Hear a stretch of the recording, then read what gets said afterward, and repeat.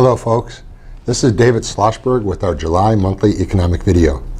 This month is certainly unique with Britain's recent vote to exit the European Union. With all of the market turmoil, we felt this was a good time to reach out and share our perspective on that topic. We're going to answer 5 main questions in this video.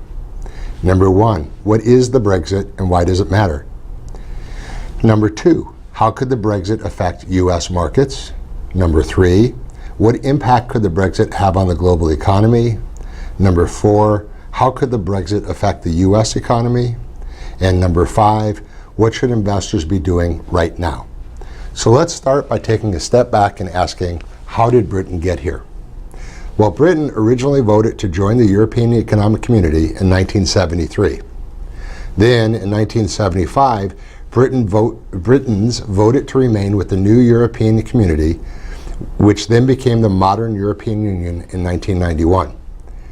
Economic and political circumstances have changed drastically since the 90s, and British citizens demanded a new national referendum on EU membership.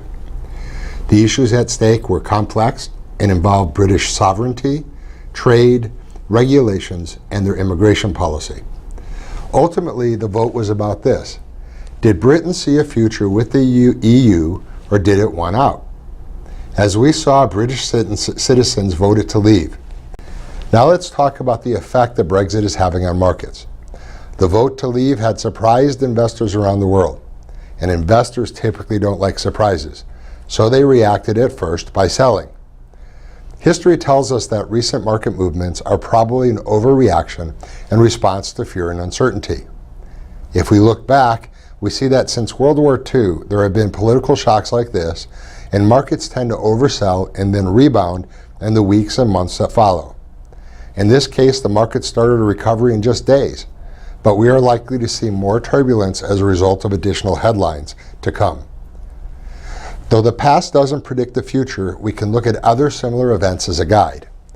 During the crisis around the Japanese earthquake and tsunami in 2011, and the European debt crisis in 2012, markets experienced double-digit losses and then recovered later. In those cases, 3 or 4 months later. What will happen this year, there's no way to know. While political events like this rarely have a long-term effect on the markets, we should also keep in mind that 2016 has brought many geopolitical challenges to our door, and headwinds are getting stronger. We should expect a lot of volatility going forward and a lot of headline risk. Headline risk is what we call it when markets overreact to media coverages of events such as this. We can also think of it as the Chicken Little syndrome. We'll talk more about what investors can do at the end of this video. But for now, let's talk about the potential economic impacts on the global economy. In Britain and Europe, a lot of the risks are political in nature. In Britain, it's possible that this vote will splinter the United Kingdom. Northern Ireland and Scotland both voted to remain with the EU, and they may vote to leave Britain in order to rejoin the European Union. Britain also faces new elections in October once the current Prime Minister, David Cameron, steps down. You can bet the negotiations around leaving the European Union will play a huge role in the elections, and it'll get messy. Exit negotiations are also likely to drag on for months and possibly years, and be the source of a lot of political footballs. We can expect plenty of volatility in financial markets as those negotiations are being hammered out. Economists also worry that Britain could lose a lot of multinational corporations who rely on access to the European markets and the free movement of European talent. London is the center of Europe's financial world, and a loss to those financial firms would be a major blow to the British economy. The fallout from the Brexit could be enough to push Britain into a recession. Europe has several key elections coming up in Spain, Italy, and France that could be affected by Britain's vote.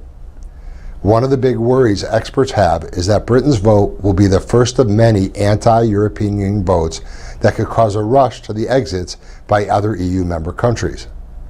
Britain leaving is complicated enough. If a member of the Euro currency union like the Netherlands or Greece left, negotiations would be even more complex. No one knows what the breakup of the European Union would look like, but it is not likely to be good for the global economic growth. I also want to point out that many economists are a lot more upbeat. They believe that the most apocalyptic scenarios are unlikely to play out. Since Britain and Europe need each other, future negotiations are likely to be favorable to both sides. European leaders are also a lot more likely to make needed reforms to keep their citizens happy and avoid Britain's fate. How the Brexit affects the U.S. economy really depends on how the divorce is negotiated between Britain and the EU. Again, there's no consensus among economists, but here's what we do know. Our trade with Britain accounts for just 0.31% of U.S. gross domestic product. So British problems with trade won't necessarily affect us. We don't foresee any structural changes to the U.S. economy as a result of the Brexit. Some companies and sectors will be more affected than others, particularly those that have more revenue exposure to the UK. We can see an effect on their corporate earnings. However, the dollar is often viewed as a safe haven in times of international turmoil, which is pushing the dollar's value up versus other currencies. A stronger dollar may weaken demand for U.S. exports, which may drag down our economic growth. We should keep in mind the fact that the U.S. is a consumer-driven economy and that wages, the housing market, and improvements in personal finances are currently all supporting consumer spending. Will the Brexit be enough to push the U.S. into a recession? It's not very likely, although it could contribute to weak growth in the next couple of years. We think a major factor will be whether the market turmoil is enough to have a negative impact on business and consumer confidence. If so, we could see a greater effect on the U.S. economy. Britain's vote will likely affect the Federal Reserve policies this year.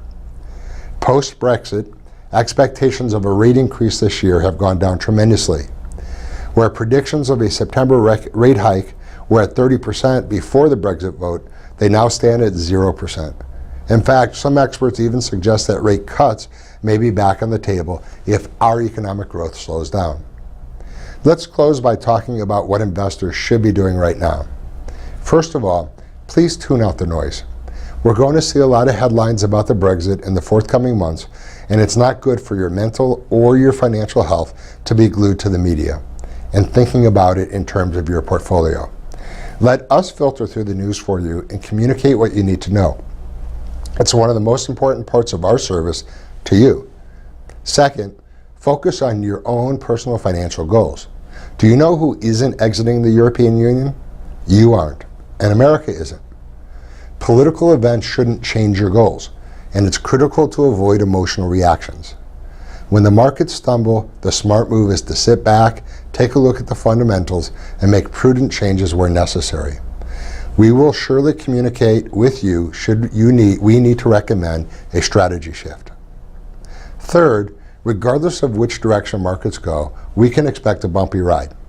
Fear and uncertainty are going to be ruling the markets for a while, and stocks may tumble even more, but please don't panic. It's too soon to tell what the Brexit will mean for the markets. No one can agree on probable outcomes yet.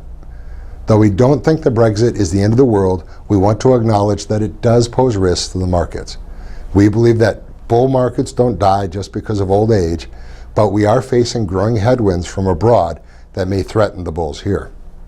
We are closely watching economic data and market research as it comes in, and will be communicating continuously with you in the weeks to come.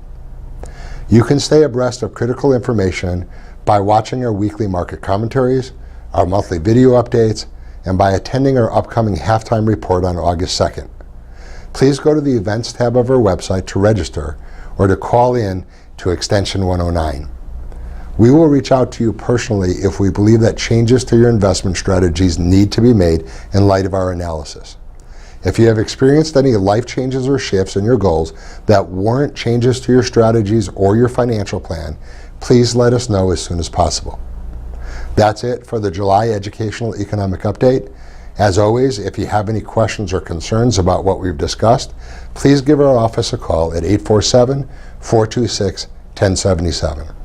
Please remember that nothing we talk about here is a recommendation, and if you'd like to discuss your personal financial situation, please give us a call. We'd be happy to talk to you. Once again, this is Dave Schlossberg with Assured Concepts Group, signing off for the month of July 2016. Thank you for watching. If you would like to discuss your portfolio or personal financial needs, Please contact us at 847-426-1077. Nothing stated in this presentation should be considered an offer of a securities product nor an investment strategy. The advisors of Assured Concepts Group offer securities and investment advisory services through FSIC. FSIC is a member of FINRA and SIPC.